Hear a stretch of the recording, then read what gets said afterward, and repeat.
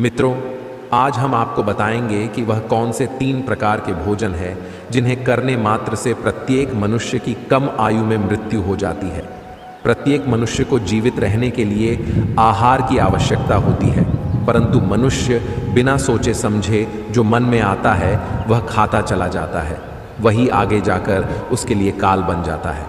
तो आज मैं आपको बताऊंगा कि भोजन करने का सही तरीका कौन सा है, भोजन करने की सही दिशा कौन सी है, हमें भोजन कब करना चाहिए तथा भोजन शुरू करने से पहले क्या बोलना चाहिए, और वह कौन से 3 प्रकार के भोजन हैं जिन्हें करने मात्र से ही मनुष्य की कम आयु में मृत्यु हो जाती है। तो इस प्रश्न का बखान मैं आपको एक कथा के माध्यम से देता हूँ। मित्रों, एक बार की बात है, देवर्षि नारद जी नारायण नारायण करते हुए बिना किसी कारण ही यमपुरी में पधारते हैं। यमपुरी में पधारने के बाद वह देखते हैं कि यमराज जी कुछ लोगों को स्वर्गलोक तथा नरक लोक भेजने में व्यस्त है। उनमें से बहुत से लोग काफी कम उम्र के थे और बहुत से लोग वृद्धावस्था में थे। तब देवर्षि नारद जी ने सोचा कि इतनी कम उम्र में इन मनुष्यों की मृत्यु कैसे हो सकती है, जबकि कलयुग के प्रत्येक मनुष्य को 100 वर्ष की आयु निश्चित की गई है। यहाँ 15 से 20 वर्ष की आयु में ही सभी की मृत्यु हो जा रही है। तब देवर्षि नारद जी के मन में एक प्रश्न उठता है और वह सीधा प्रकट होते हैं जाकर यमराज जी के पास। तभी यमराज जी की नज़र देवर्षि नारद जी पर पड़ती है।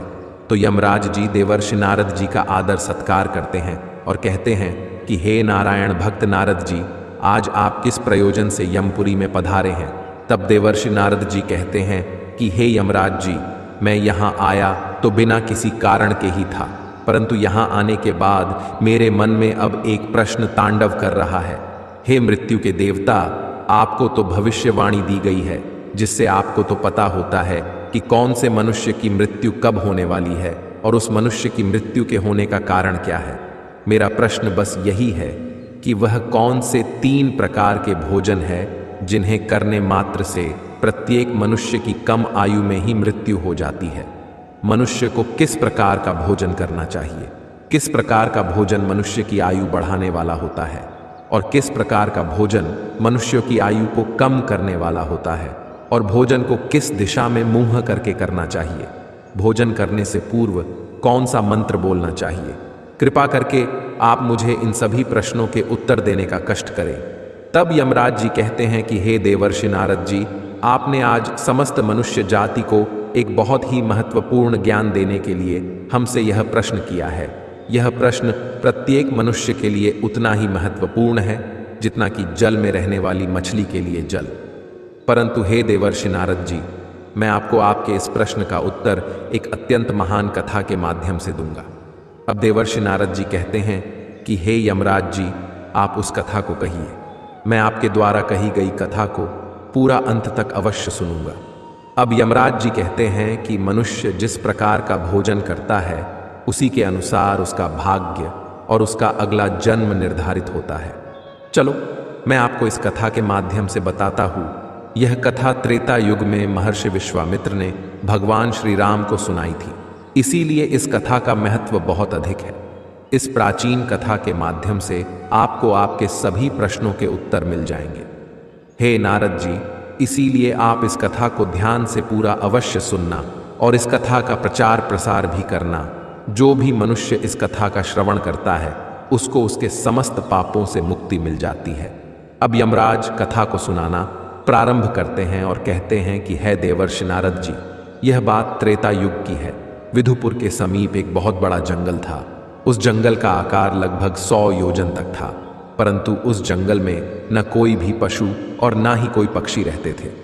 उस जंगल में केवल वृक्ष और पेड़ पौधों की ही भरमार थी। वह जंगल इतना घना था कि जिसमें मनुष्य तो दूर की बात है, उस जंगल की तरफ कोई पशु भी नहीं जाता था। परंतु उसे जंगल के मध्य भाग में लगभग 4 कोस लंबी एक झील थी और उसी झील में हंस, बतख तथा अन्य पशु पक्षी रहा करते थे। एक बार मुनि विश्वामित्र उस झील के पास से गुजर रहे थे। तब उनको बहुत ही सुंदर और विचित्र दृश्य दिखाई दिया, क्योंकि उस जंगल में ना कोई आता था और ना ही कोई जाता था। परंतु उसी झील के समीप एक बहुत बड़ा आश्रम था जो देखने में बहुत पुराना हो गया था। लेकिन फिर भी उसकी सुंदरता मन को मोह लेने वाली थी। वह आश्रम अत्यंत सुंदर और पवित्र दिखाई पड़ रहा था। उस आश्रम में ना कोई साधु संत तपस्या करते थे और ना ही उस आश्रम में शिष्यों को पाठ का ज्ञान दिया जाता था। वह आश्रम पूरी तरह से खाली था। अब विश्वामित्र मुनि ने सोचा कि यहाँ कोई संत महात्मा भी नहीं है। चलो आज हम यहाँ पर विश्राम कर लेते हैं। विश्वामित्र मुनि एक रात के लिए उस आश्रम में ठहर गए और सुबह उठकर वे जब उस झील के पास गए तो उन्होंने रास्ते में एक मुर्दे को देखा। अब विश्वामित्र मुनि सोच में पड़ गए कि इस जंगल में कोई आता जाता नहीं है, तो यह लाश कहाँ से आई? वह लाश जो पड़ी हुई थी वह शरीर से अत्यंत बलवान और हष्ट पुष्ट जान पड़ती थी, जिसे देखकर ऐसा प्रतीत होता था कि मानो वह किसी तरुण पुरुष की लाश हो। उस लाश को देखकर विश्वामित्र मुनि अपने अंतर्मन से कहने लगे कि यह पुरुष कौन है और इसकी मृत्यु कैसे हो गई तथा यह पुरुष इस जंगल में आखिर कैसे आया होगा। अब उसे मरे हुए आदमी के बारे में जानने के लिए विश्वामित्र मुनि चिंतित हो गए। अब यमराज जी कहते हैं, हे देवर्षि नारद जी। तभी अचानक आकाश में उन्हें एक दिव्य विमान दिखाई पड़ा और वह दिव्य विमान उस झील के समीप आकर रुक गया और उस विमान से एक दिव्य पुरुष उतरा और वह पुरुष उस दिव्य विमान से उतरने के बाद उस झील में स्नान करने के लिए चला गया।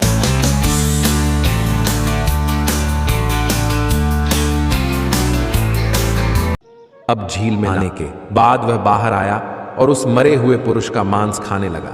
उसने भर पेट उस मोटे ताजे मुर्दे का मांस खाया और फिर वह फिर से अपने दिव्य विमान की ओर जाने लगा।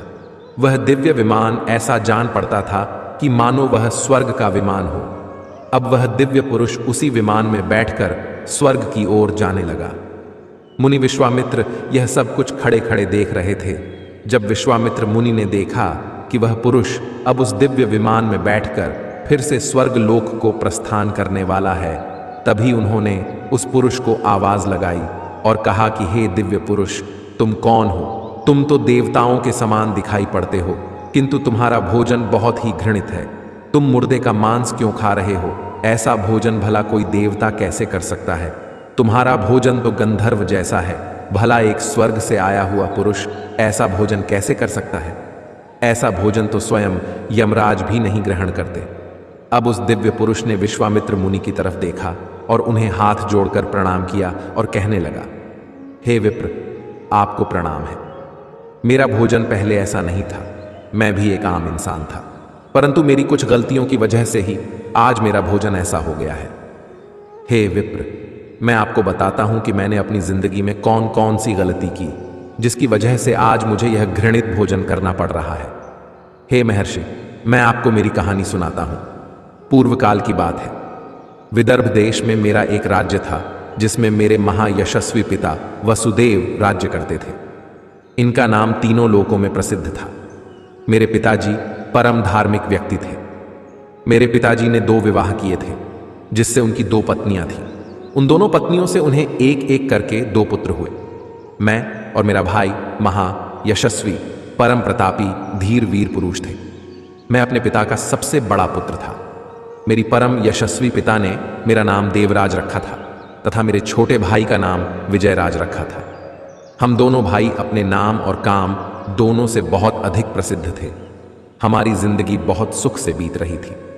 फिर एक दिन अचानक मेरे पिताजी का देहांत हो गया और पिताजी की मृत्यु के बाद मुझे विदर्भ देश का राजा बना दिया गया और मैं वहां सावधानी के साथ राज्य चलाने लगा। अब राज्य करते हुए कई हजार साल बीत गए। फिर एक दिन मुझे आध्यात्मिक शक्ति के बारे में पता चला और मैं वैरागी बन गया। और उसी दिन मैंने अपने पूरे राज्य में घोषणा करवा दी कि मैंने राजपाट का त्याग करने का निर्णय लिया है और मृत्यु पर्यंत तपस्या करने का निश्चय करके मैं जंगल में रहने के लिए चला गया। विदर्भ देश का राज्य मैंने अपने छोटे भाई विजयराज को सौंप दिया और उसे राजा बना दिया। उसके बाद फिर मैं यहाँ इस झील के पास आ गया और यहाँ पर आकर मैंने कठोर तपस्या करना आरंभ कर दिया और मैंने 88,000 वर्षों तक मैं इस झील के पानी में बैठ के तपस्या करता रहा। मेरी तपस्या को देखते हुए सभी देवतागण मुझसे प्रसन्न हुए और मेरी तपस्या के प्रभाव से मुझे ब्रह्मलोक की प्राप्ति हुई।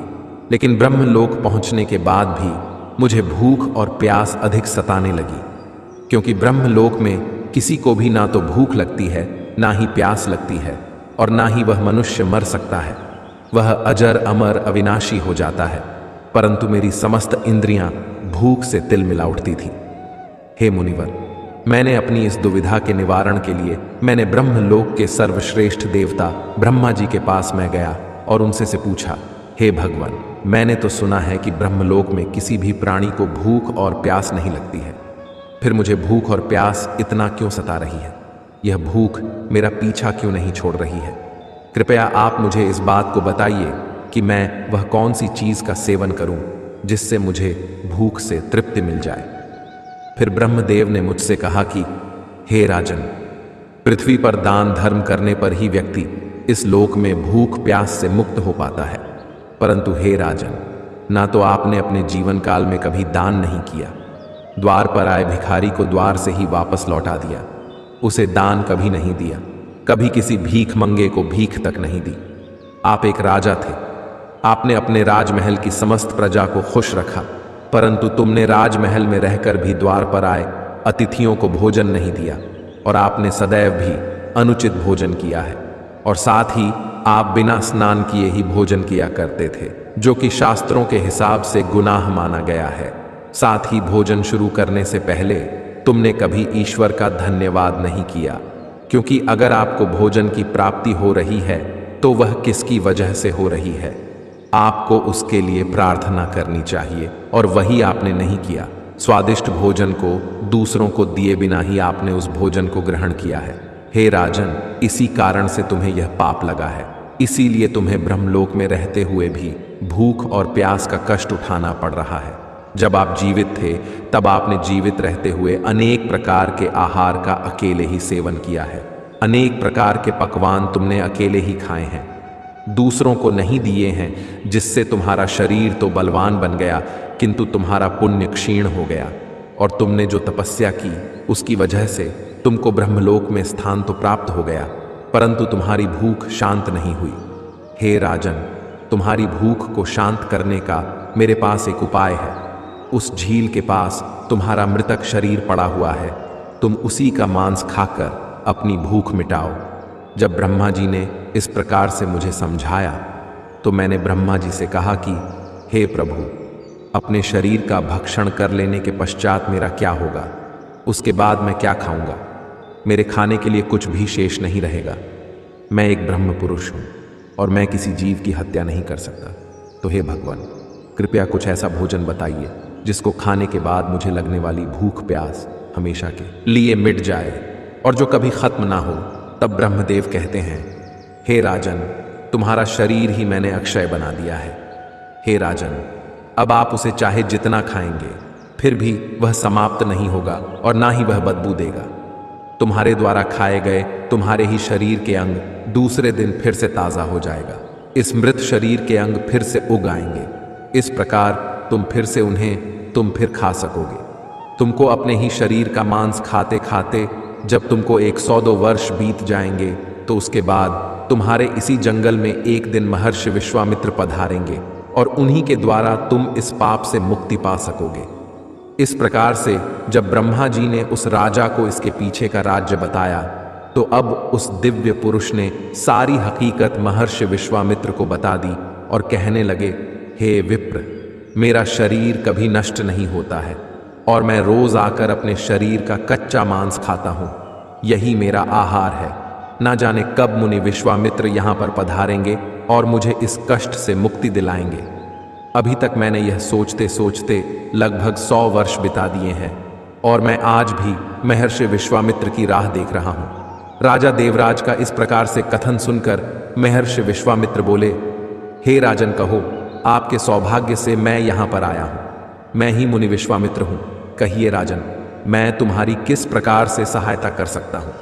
तब राजा देवराज अत्यंत प्रसन्न हुए और जमीन पर लेटकर महर्षि विश्वामित्र के चरणों को वंदन करने लगे। राजा देवराज ने कहा, हे मुनिवर, कृपया आप मुझे इस घृणित आहार से मुक्त कीजिए तथा जिस पाप के कारण मुझे यह प्राप्त हुआ है उस पाप से भी मुझे मुक्त कीजिए। मैं इस प्रकार का भोजन करते करते निराश हो चुका हूँ। कृपया आप मुझे इस घृणित भोजन से मुक्त कीजिए। इस भोजन से मुक्त होने के बाद मुझे अक्षय लोक की प्राप्ति हो सकेगी। हे राशि, कृपया आप मुझ पर कृपा करें। राजा देवराज की दुख भरी बातें सुनकर मुनि विश्वामित्र को उन पर दया आ गई।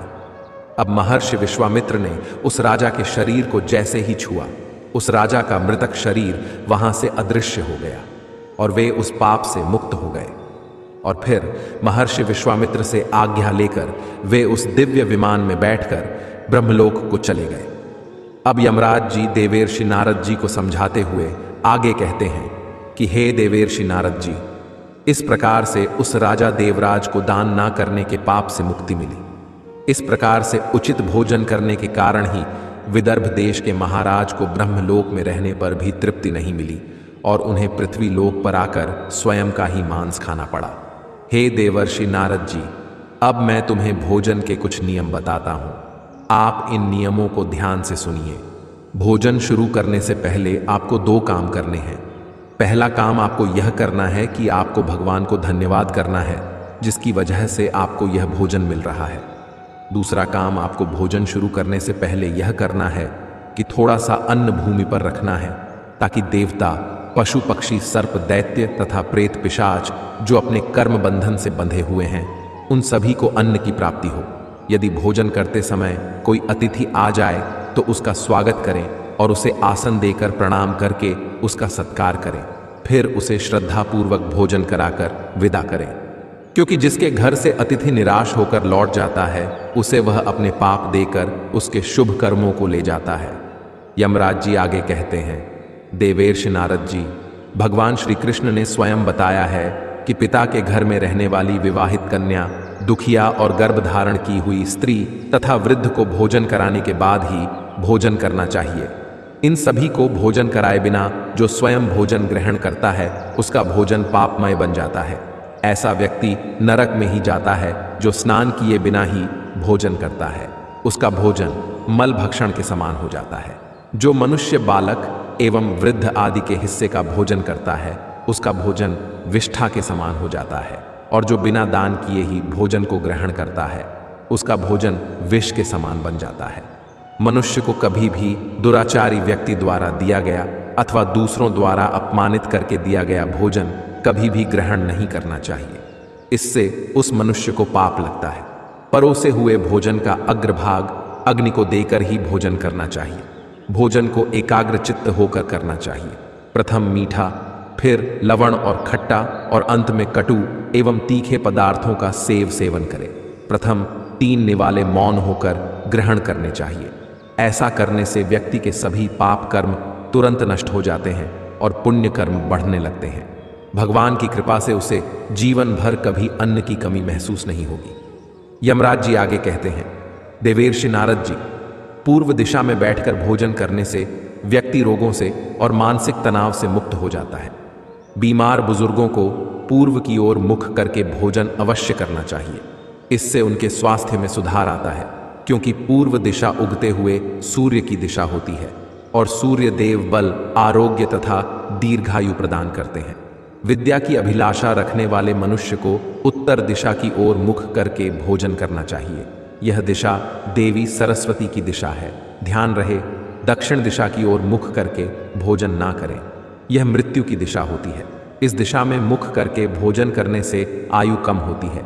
टूटे फूटे बर्तनों में भोजन नहीं करना चाहिए, यह दुर्भाग्य को निमंत्रण देता है जिससे घर में गरीबी आती है।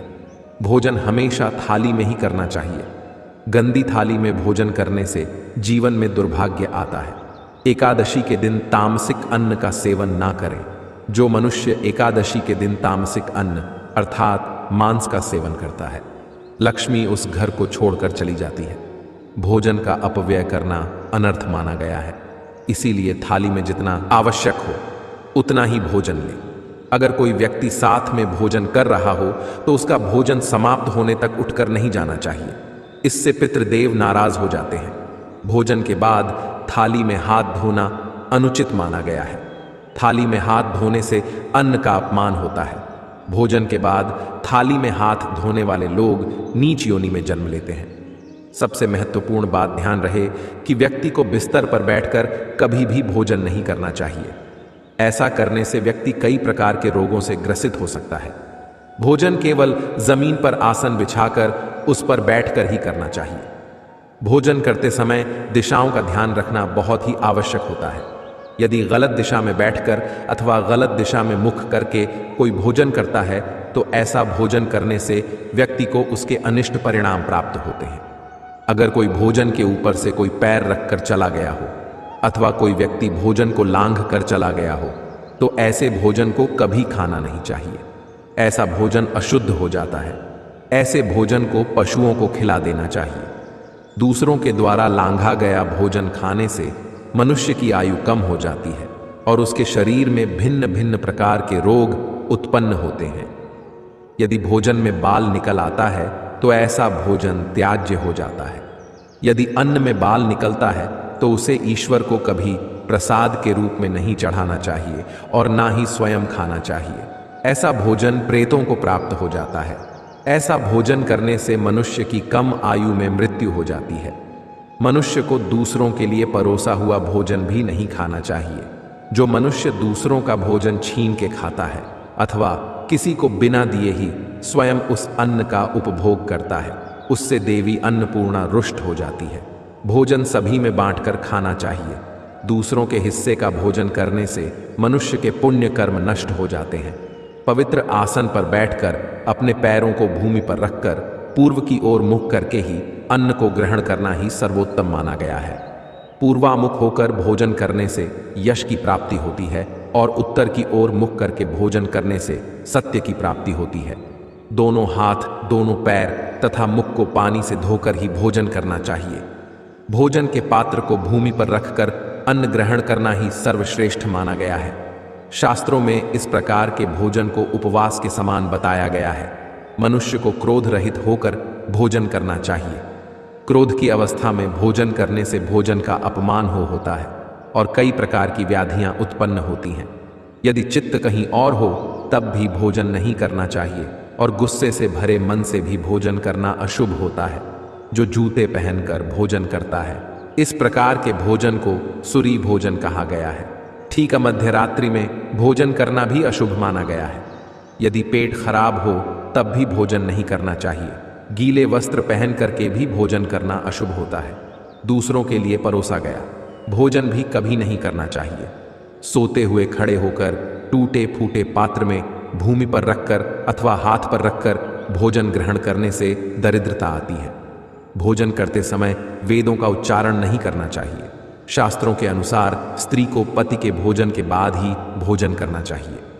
यदि पति घर से दूर हो तो पति को ध्यान करके भोजन ग्रहण करना चाहिए। इससे पति की आयु लंबी होती है और स्त्री सदा सुहागिन रहती है। पति से पहले भोजन करना शास्त्रों में अशुभ माना गया है। इससे पति की आयु कम हो जाती है। इसके साथ ही विष्णु पुराण के अनुसार पति और पत्नी को एक साथ बैठकर भोजन नहीं करना चाहिए। ऐसा करने से दोनों में क्लेश और विवाद होता है।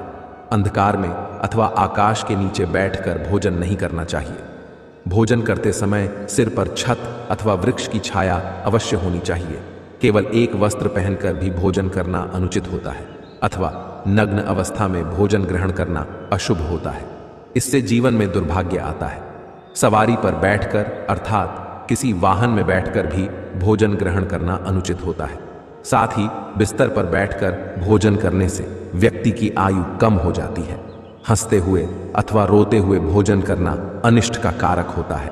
इससे गले में अन्न फंसकर प्राण जाने का भी खतरा बना रहता है। अब यमराज जी कहते हैं कि हे देवर्षि नारद जी, अब तो आपको आपके प्रश्नों का उत्तर मिल गया होगा कि वह कौन सा भोजन है जिसे मनुष्य को करना चाहिए और वह कौन सा भोजन है जिसे मनुष्य को कदापि नहीं करना चाहिए। तब देवर्षि नारद जी कहते हैं, हे मृत्यु के देवता यमराज, अब मुझे मेरे प्रश्न का उत्तर मिल चुका है और मैं समझ चुका हूँ कि वह कौन सा भोजन है जिसकी वजह से मनुष्य की कम आयु में मृत्यु हो जाती है। अब मैं आपके द्वारा सुनाई गई कथा को संपूर्ण विष्णु लोक में विख्यात करूँगा। मित्रों, आपको यह कथा कैसी लगी हमें कमेंट सेक्शन में अवश्य बताइएगा।